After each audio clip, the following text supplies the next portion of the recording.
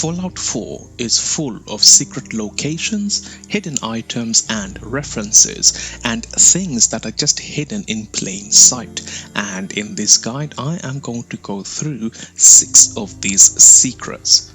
Now, make sure you check out the last one on this list, as it exposes yet again another means of how the Institute keeps tabs on you. Hi, I'm Mo, and I'm trapped in Fallout. For our first secret/hidden reference, we are going to visit the Museum of Witchcraft, which is located on the very top right hand corner of the map. Now, once you make it to the location, just head east from the museum itself, just sort of around here, and go past these railings. And if you do that and again continue to go east, you should see this rock over here. And if you go close enough to this rock, you will notice that you can actually access contents inside this note. Now, chances are you'll probably see similar sort of items. You're likely to find a hardened sniper rifle. Now, the more interesting thing is this note that you can find. When we examine the contents of the note, it says, "Been too long, sorry I missed you at Megaton. Looks like history repeats itself, but as promised, here is the gear I scrounged up." Now, if you're not sure, this is actually a reference to Fallout 3, specifically another hidden rock that is located behind a city called Megaton, which is effectively one of the first few cities or settlements you encounter as soon as you leave Vault 101. For our next location, we are going to visit Poseidon Energy Turbine. It is just directly southeast of Covenant. Once you make it to the location, from here you want to be heading northeast. Now, this particular thing isn't necessarily a secret. It's actually a somewhat weapon that is considered unique, and we're going to get our hands on it. But the more interesting thing is what we can do with the weapon, specifically when it comes to swinging it about. So let's grab the weapon first. So as we were heading northeast, we are now slightly heading northwest, and you will sort of come to this settlement which is populated with super mutants. Now, I have used console commands to basically just nullify them like I have in my recent guides. But when you get to sort of this area here, from here you want to look to the southeast and you want to go inside this building, and you will find a super mutant called Hammer, who is ironically holding a hammer of sorts. We will need to take him out, so just give me a moment and I will take him out. After you take out the hammer, search him, and on him you will find the super sledge. When observing the weapon, you will notice that it has a rocket-like propulsion system attached to the head of the hammer, allowing you to effectively do a little bit more damage. Now, here is the tip. Notice when I swing the hammer just how long each swing takes. So that was 1, 2 and 3, and let's just say it took perhaps 2 seconds roughly per swing. Again, let's try it out on this mutant here. So we'll go 1, 2, 1, 2. Let's just say 2 seconds. You can considerably speed up the amount of time it takes to swing this hammer, and the way to do this is this. If you decide to equip a power armor and then go into third person mode, you will notice that the swing of the hammer is considerably faster. So that's the same super mutant, and I think it took us around 2 seconds on each swing. Now let's compare that to this.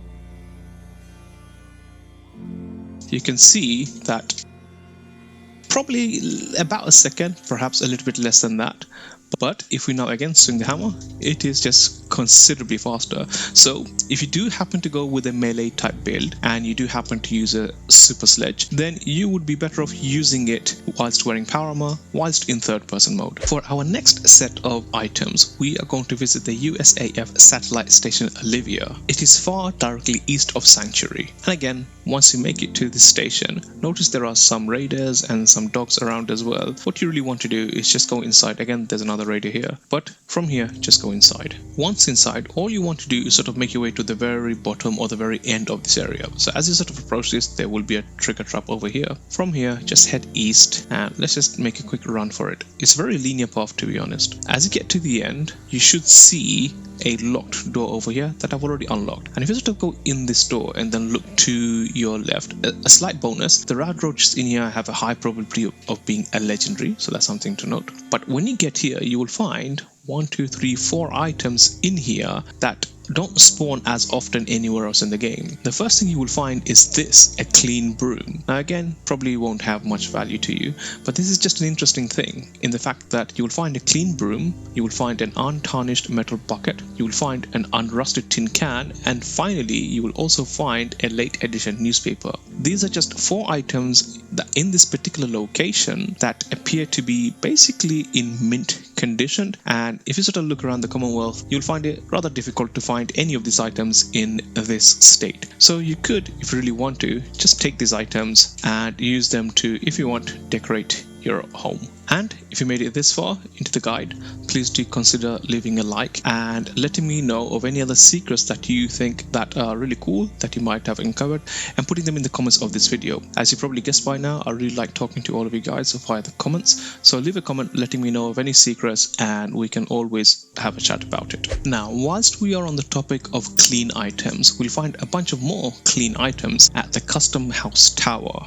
It is directly west of the Boston airport. So once you make it here, from here, just travel west and you'll probably see a bunch of raiders over here. Again, we're just going to ignore them. From here, head north, and as you sort of go past this point, if you just slightly look to your west again, you'll find that there's actually a hidden alleyway over here. If you just sort of approach this hidden alleyway, be warned that this will be protected by a turret, one up here and one way over there. But if you just sort of approach this area, again, this is also booby trapped, so do be careful of that. You will find a tuxedo, you'll find a clean tan suit, and you'll also find a formal hat. Now, these are again some rare occurrences of having a clean version of these attire, and the other really neat bonus is if you do decide to take them, you can also upgrade them with ballistic weave, giving you pretty much decent defense against the dangers of the Commonwealth. For our next hidden location, we are going to visit the Western Water Treatment Plant. It is directly west of the Oberland station. So once you make it to the location, from here you want to travel southwest. Now, as I travel there, I'll tell you a little bit about this location. First of all, it's rather hidden and very easy to miss, and you'll see what I mean by that when we actually get close enough to it. It's easy to miss because the location itself is sort of hidden behind a billboard, and it isn't very visible, not unless you more or less walk right by it. And when we do eventually get to it, you will see that there's actually a trader inside, a hidden trader that really isn't doing much. So the bit we're interested in is, actually let me show you the billboard really quickly, is this billboard right over here. And if you walk past this billboard and just look to your right, you will find what seems to be a metal structure.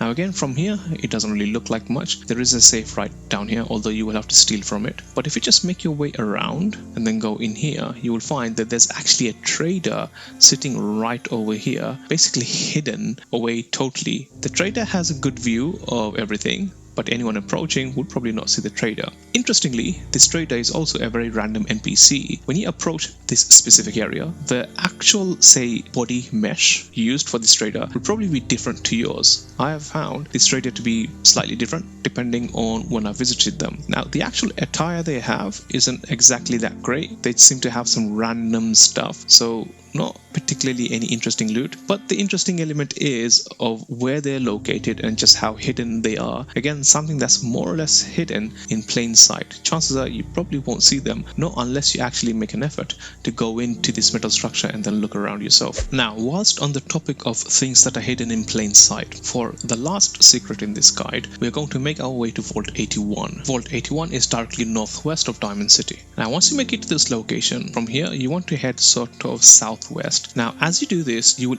encounter a random spawn area. If you're not entirely sure what that is, it's basically a location on the map where random things will spawn, and it's totally random. It could be anything. There's a selection of things that will spawn, but it's very much random. So as you sort of head, as I said, southwest from the vault, you will eventually come to these train tracks or railway tracks. Just follow these railway tracks northwest, and at that location over there, so just after where that tree has fallen, you will have some random encounter with some random NPC, or you could also not have an encounter at all. The encounter you want to trigger is this, encountering this NPC called Kelly, and if you speak to Kelly, she will sell you this Brahmin. Now again, doesn't feel like much, so we are just going to talk to Kelly offline, and she will sell you the Brahmin irrespective of your charisma. You cannot use your charisma here to lower the price or get her to barter for any cheaper or anything like that. It's a flat out fee of 100 caps. Once you purchase the Brahmin, you can then send the Brahmin to any settlement of your choice. Once you have the Brahmin in your settlement, if you want to, you could go into your resources, go into miscellaneous, and then you can build a Brahmin feed trough. And with that, you can basically guide the Brahmin to stay in one place